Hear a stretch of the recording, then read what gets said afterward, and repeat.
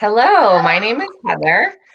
Thank you for joining us today for our Road Show Series and the stopover in Arizona. I'm the president of the board here at the Association for Short-Term Rental Homeowners, and I'm joined by Larry, who's also a member of our admin team here at ASTRHO. Thanks, Larry. And then we also have on the line our co-host for the stop in Arizona, Ellie, the CEO and founder of Homeslice. And then we have thanks, Ellie. And then we also have Mike, the CEO of Cobalt Mortgage. Do you mind waving, Mike, real quick? There we go, thanks. And then Sacha, who's a homeowner and real estate agent in Arizona. And Sasha's the last person there who, do you mind waving, Sacha? I hear you. Oh, there we go. So Ellie, Sacha, and Mike are going to take us through some local trends, but we're just going to share a few slides first and set the stage on who ASTRHO is. For those of you that don't know about our organization, talk about some stats, recent trends, and then have some dialogue. So just a quick deep dive in Arizona. And with that, I'll share my screen and we'll jump in.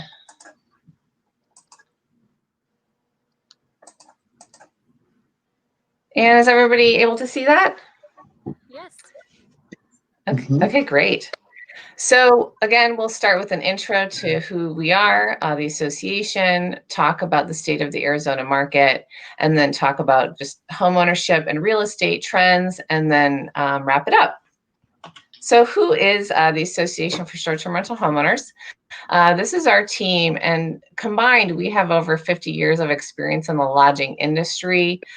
So ranging from hotels to owning our own short-term rentals to working on the technology side for short-term rentals, finance, marketing, operations. And so we really bring a wide variety of skill set. And the reason, we found ASTRHO kind of looking at what was happening in the space and how homeowners of short-term rentals are a critical stakeholder in the lodging industry now more than ever. And these are the top 3 trends we kind of focus on as we're looking ahead to 2021. 50% of all short-term rentals are self-managed, and technology advances are making profitability and operational success even easier for homeowners to do this. And again, with mortgage rates being so low, we're seeing more of these short-term rental homeowners emerging. And right now, there's some stats that folks say, globally, are there 10 million up to 27 million actually short-term rental homes globally. The next trend, just going clockwise here, increasing brand opportunities. So if you own a short-term rental or considering owning a short-term rental, you don't have to manage it yourself. And so an emerging trend here is branding opportunities. So there are property management companies, hospitality management companies entering the scene. And so there's lots of things, new kind of ways to distribute and market your property. For example, Marriott Homes and Villas. And then the third trend, which has been accelerated due to COVID and has really put short-term rental in the spotlight, the increase in consumer demand, obviously the leisure vacations, which have always been part of the traditional vacation rental markets, but now more than ever, the digital nomad trend of being able to work from anywhere remotely, and that homes have a more appealing social distance benefit versus hotels. And then just stats to kind of reflect that when we looked at the early summer months, overall U.S. vacation rental bookings were up 20%. So, and we don't see this slowing down. And again, a little bit more about who we are. So astro.org, you see the screenshot here. This is our public-facing website. We're providing weekly content and articles. We have a business directory of technology partners and service providers for short-term rental homeowners. And really, what we found is we needed something better than Facebook as an industry. Homeowners are looking for answers. They want education and professional development. And Facebook has really been the only place to go. And it's difficult to know what's accurate and what's incorrect, as you're seeking advice on Facebook. So with ASTRHO, you can find things just by visiting our site, subscribing to our email. But as a member, for just $10 a month, you have access to a lot more. And we're vetting to ensure accuracy and, expertise are brought to our platform. So you can see here in the topics section, we've broken down into 10 topics, how it makes it easy to find information and ask questions. We also offer courses. So quarterly, we call these 1-week power courses, which are also included in your $10 a month subscription, where you can learn about pricing, technology, investment. And again, laddering back to those 10 topics, education is a core part of the association offering. And then with that, we'll jump into more Arizona specific conversations. So Larry, I'll hand it over to you. Thanks, Heather. So if you look at these graphs, you'll see that before the pandemic, the market was really performing quite similar to 2019 levels. But then the pandemic hit kind of almost at the worst possible time for Arizona, where those busy months of March and April, and we saw pretty significant decline in occupancy. But then in May it started to rebound pretty quickly, with May actually outpacing 2019 levels in demand, and then June through September greatly and outpacing occupancy levels by an average of 12%, which is kind of shocking, especially for what's typically kind of weaker months for Arizona market. And then actually, if you go to look at the rate data, it's actually even kind of more evident on how strong demand was, because you'll see that prices kind of stayed at 2019 levels before the pandemic and even through March and April. But then with May, you see nice about a $20 increase in rate, and then all summer long, the rate actually exceeded by an average of $50, or 20% higher. And I think there's a couple factors in play here. It's part that there's the increased demand, and homeowners have been able to price that increased demand. But it's also that the homes that are getting booked are the bigger homes. People have preference to be able to travel with their entire family and escape life. And so we're seeing more demand for larger homes as opposed to studio, 1-bedroom, units in cities. So overall, it's a really great story for Arizona. But of course, Arizona is a diverse state. Not every market's going to have to perform the same way. And we've seen that overall, homes that are near outdoor activities like hiking or whitewater rafting are the ones that are seeing crazy demand, where units that might have had a different urban market might not be performing as well. Yeah, that's a good point. This is the whole state, so there's certainly variances to these averages. Should I go to the next one, Larry? Sure. Okay. And then obviously short-term rentals have been in the news a lot this year. A lot of coverage has unfortunately not been great. This is something that we've seen nationwide, but actually I think Arizona's actually probably gotten a little bit more attention. The RBO actually proactively banned one-night rentals in Arizona because of persistent issues, which I don't think they've done actually in any other state. So obviously this is a hot button issue, and it's something to kind of pay attention to, because what it does end up kind of driving some of the legislative activity with local governments and condo associations.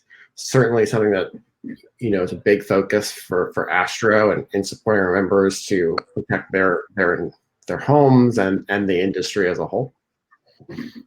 And I guess just to clarify too, for ASTRHO, we are not a trade association focused on actually, representing folks, talking to city council, but we do want to continue to provide education. There's so many new technologies that can help, identify noise in a home, or, and increase safety and security with cameras, on the exterior of a home, things like that. And making sure if folks do want to get involved, homeowners do want to get involved in the conversations, we're providing those resources and information on where to go and how to get involved. Anything else on this one, Larry?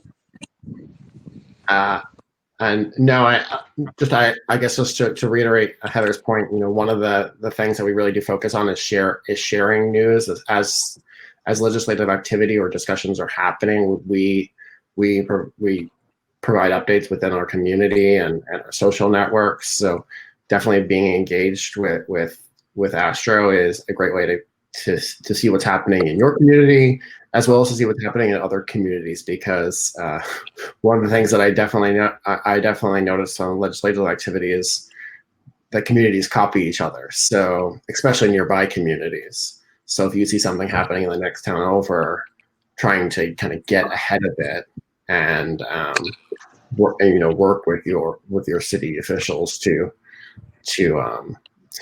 address issues before they become problematic for your business. Yeah, that's great.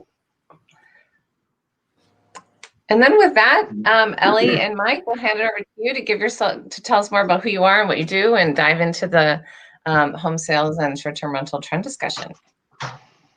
Okay, Ellie, you want to start it off? Sure, thanks, Mike. Yeah, well, I run a property management company here in Arizona. I'm currently at an amazing 7,000 square foot mansion doing some interior design work. So part of a lot of what we do is just kind of end-to-end property management for all aspects of that type of, this industry. And Mike, it's on you. Okay, so Mike Roberts, I'm the CEO of Cobalt Mortgage, and we specialize in residential lending, which is effectively anything from a single family residence, 1 unit, up to a 4-unit property. So some of the to speak about short-term rentals from a financing perspective, I've been seeing quite a few trends that were a little bit surprising, actually. So as soon as COVID hit, there was, as Larry was saying, a huge decline in occupancy here, and I've been hearing that from a lot of my investors. But now the trend has completely changed. It is pretty difficult to find, say, an Airbnb, and it is we've become a destination for investors at this point. And one of the reasons for that I've noticed is there's a financing trend that when you're purchasing a short-term rental, you can actually purchase a property as a vacation home as long as you don't have it under a long-term lease. And what that allows better financing, meaning lower rates and less money down if you'd like to do that. So that's one of the big trends that we've seen here that has probably made the short-term rental more explosive. I couldn't agree more. I'm also noticing that a lot of the people that are coming and visiting here, we lost, a significant amount of money during COVID. But because we were a smaller, agile property management company, we were able to shift over our reservations to midterm stays. And then what we recognized were a lot of people were migrating from New York and from California, especially a hot market and right outside of California and Joshua Tree, that has New Year's Eve rates every single night. So it's pretty bizarre, but also a great industry to be in. It's thriving. Yeah, I've noticed a lot of our clients actually that are purchasing primary residences here are coming from California. A lot of families have been moving out here. And Sacha would probably see some of that from the real estate side. And yes.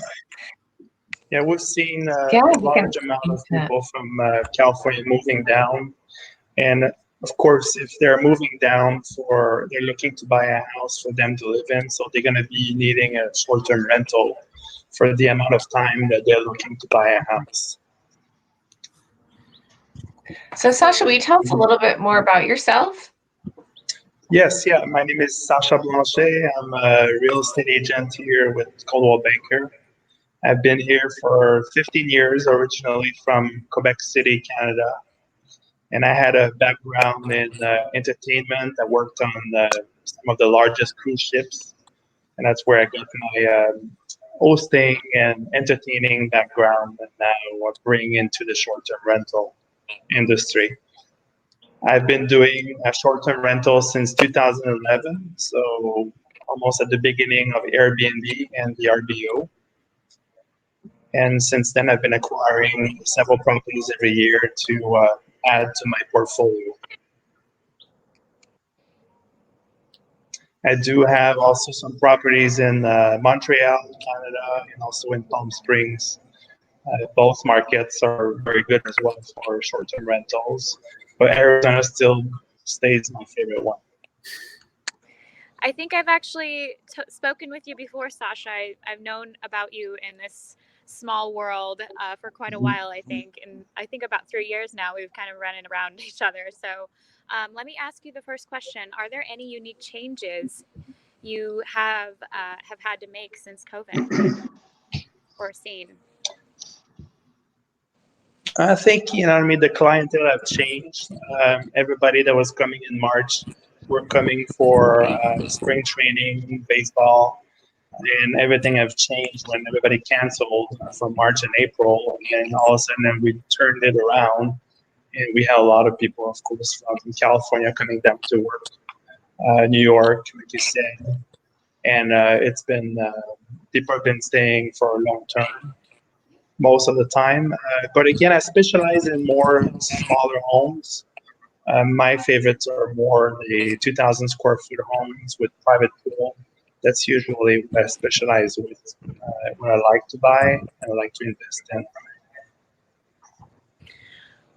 Okay. Are you seeing any changes in the booking window? It seems like you answered that question, but could you give us a little more context behind that? Is the nightly rate increasing or decreasing, or are you seeing just kind of it leveling out? Right now, I've seen my rates going up. Definitely, October, November, and December are increasing, and I'm getting bookings. So we're still kind of in anywhere between 250 to 400 a night for smaller homes, for the 2,000 square foot, 3-bedroom, 2-bath with pool. Wow, that's pretty significant. And are you noticing that there's a change in the booking window time? Maybe like before, I think for me, it was generally like a 2-week window where people were looking and making a reservation. Now it seems like it's longer than that. Are you noticing the same? No, I think I would say that for me, my average is probably still about 5 to 7 days. It's probably my average right now. I still have, and I find just a group people are looking for a home, and it's not for too long. But I do have some others that are longer. As an investor, maybe Mike can answer this question too.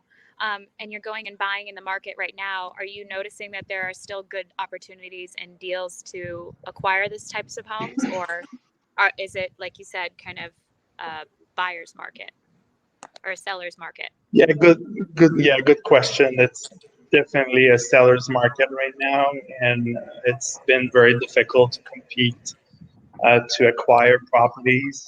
Great time to sell, to buy. There's still some good opportunities, but it really requires a lot of patience, and we have to be ready to waive appraisal contingencies and sometimes inspections as well if we want to be competitive with other home buyers who are trying to buy their dream home. That sounds risky. Is there a reason why Phoenix? Why Arizona? What makes Arizona a right picking ground for you with that type of criteria? I think low property taxes is definitely one of the big benefits. Also with low insurance costs, that's definitely, and overall the maintenance of the properties is a lot less than other areas in the country or in the world. So we don't have the sea to the ocean to worry about the damage that does to the homes. And definitely, also overall, the price per square foot is still very affordable. We're still able to find a decent house under $400,000, and that's pretty amazing. A lot of people presume that Arizona is just this desert, heat, dry landscape. So I think it's really interesting to have come here 2 years ago from DC and seeing that it's actually very lush, very gorgeous, very comfortable, especially during these winter months when everyone's freezing. We're doing like a chill 75 degrees. Right. So would you say that in the next, year or so, the market will drop back down? I mean, this is kind of a preliminary prediction. Would you say it's still a good time to invest in a year or so into Airbnbs, considering everything that's going on with COVID? Oh, absolutely. It's still an amazing time to invest here in Arizona. You still can buy homes under construction costs. So with construction costs and potentially inflation coming up, it's still an amazing time to acquire homes that you can still buy a home for $400,000. It would probably cost a lot more to build.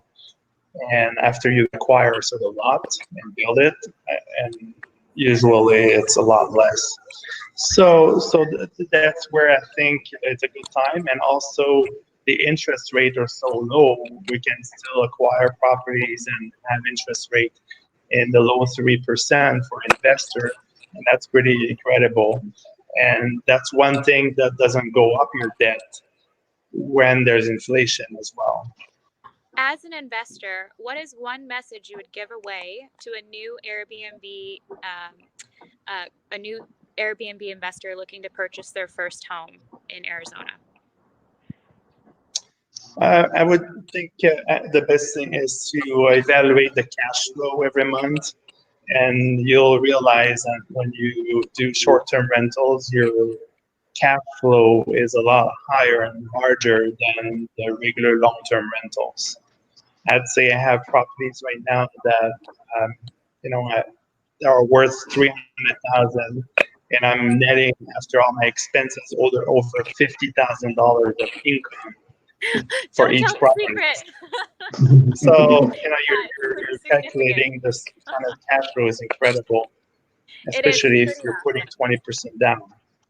Right. Yeah, because you pay off your mortgage, you have an investment property, and real estate, is a great investment because you can see it. It's something tangible that you can go and visit and make sure to maintain if you're, you just not want to throw anything into the market and just watch it go up and down. I think that, having real estate is really great. A lot of people presume when they're going into owning an Airbnb for the first time or renting out their investment home, one of the main questions that I get is, oh, the turnover, the place will be trashed.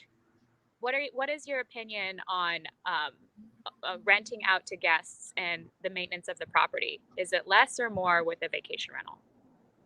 A good question. I compare some of my clients that own long-term rentals, and I compare with my own properties or short-term rentals.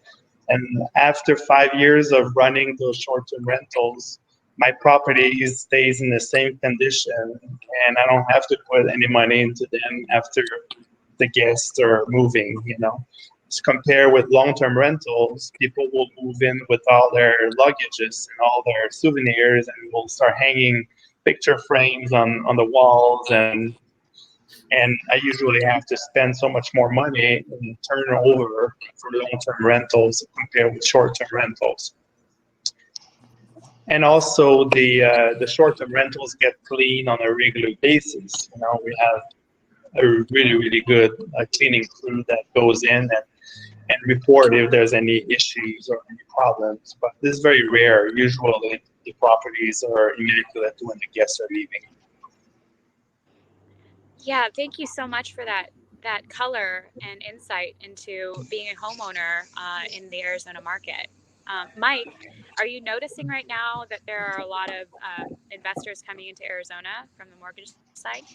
I have. I've noticed that there's quite a few investors, and we have a lot of seasoned investors coming in. But most recently, it is a lot of people that are investing in their first home. So it's their first investment property. It's their first short-term rental. There's a few tricks or guidelines that you need to know if it is going to be your first property. One that most people don't know, that is, if you are going to purchase an investment property and you want to use some of the rental income to offset your payment, which makes it easier to qualify, you do have to own a primary residence. So that's just one little trick that someone needs to, if they're planning to get that done. Interesting. So they could reach out to you and you'd have that available for them in like a one sheet, I imagine. Yeah. So I've got all the little tricks and things that you can do as a first-time investor. So I've seen actually a follow-up. Investment properties, is it easy to get lending for investment properties, or is it complicated? No, a lot of people think that the applying for a loan is difficult. It's actually very, very simple. Getting an investment property realistically is not much different than buying your regular first home or buying a second home or vacation home. It's just residential lending. It's very simple. Just need somebody to just walk you through step by step, but no, it's very easy. Awesome. Well, just curious before we move on, I know we just have a few more minutes, if the three of you have run into any of those legislative conversations yourselves or gotten involved, or if that's had any impact. I can start. I think that for us, we're very vigilant on the front end. We like to put ourselves in the guest's shoes. And so we're very vigilant on the front end before we even allow anyone to book the property. There's a several step vetting process. So, but if that were to happen or were to occur, which we have heard parties are on the rise, and they're, we just would presume to be even more active then and just make sure that we can handle it. But yes, there's no legislation changes here recently around parties, except for Airbnb is limited Halloween to no one night reservations, actually not allowing anyone to book, even if they're well reviewed and a family. Even one night reservations are strictly not permitted by Airbnb at the time. Interesting. Okay. Well, thank you. That was a really great discussion. I'll just wrap up here with these last few slides. So, this is just one part of these roadshow series are just one part of how we are striving to provide education. But this slide here just represents how we're partnering across other organizations and channel partners to bring education and professional development. And then, here you can see there's several other associations within the lodging industry. We have a close partnership with Penn State and Cornell. And short-term rental, is, I think, going to become part of these hospitality programs and curriculum, and all of this. We see the future of more formalized education. And then obviously there are local associations too. Many of those are born out of legislative issues. Where the homeowners are coming together, trying to have a conversation. And then there you can see advocacy, thought leadership, and just other media specifically related to short-term rental homeowners. And then just with that, a few other things we have coming up. Again, it's very easy to join. And we have several events every month, expert Q&As, other partner education where we dive deep on a topic with a partner. And then you can see here in December, we have one of our power courses coming soon. So this is how you can reach us. I'm going to escape out of this, stop sharing my screen just to see if there is any other questions in the chat.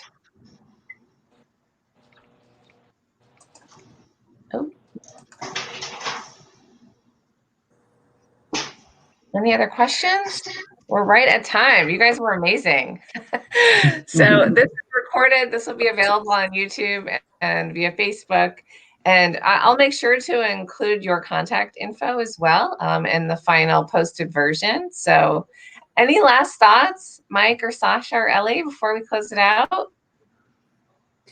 No, thank you. I would say don't be afraid to invest here in Arizona. A lot of people have thought the fear that maybe we're hitting the top of the market, but that's not what the data is saying from what we've seen. Yeah, the consumer demand, the traveler demand is going to continue for sure, well into the future. And we see this COVID has really been a game changer for short-term rentals, and that people are looking for them who've never thought to stay in them before, who maybe just stay in hotels. So the consumer demand will continue as well. Oh, yeah. To your point, Sacha, just the return and understanding, the return. It's pretty amazing. So, well, thanks to all of you. This was a fun stop in Arizona, and we'll look forward to more conversations. So have a great rest of the day. Thank you so much. You too. Thanks so much. Bye. Bye. Bye-bye.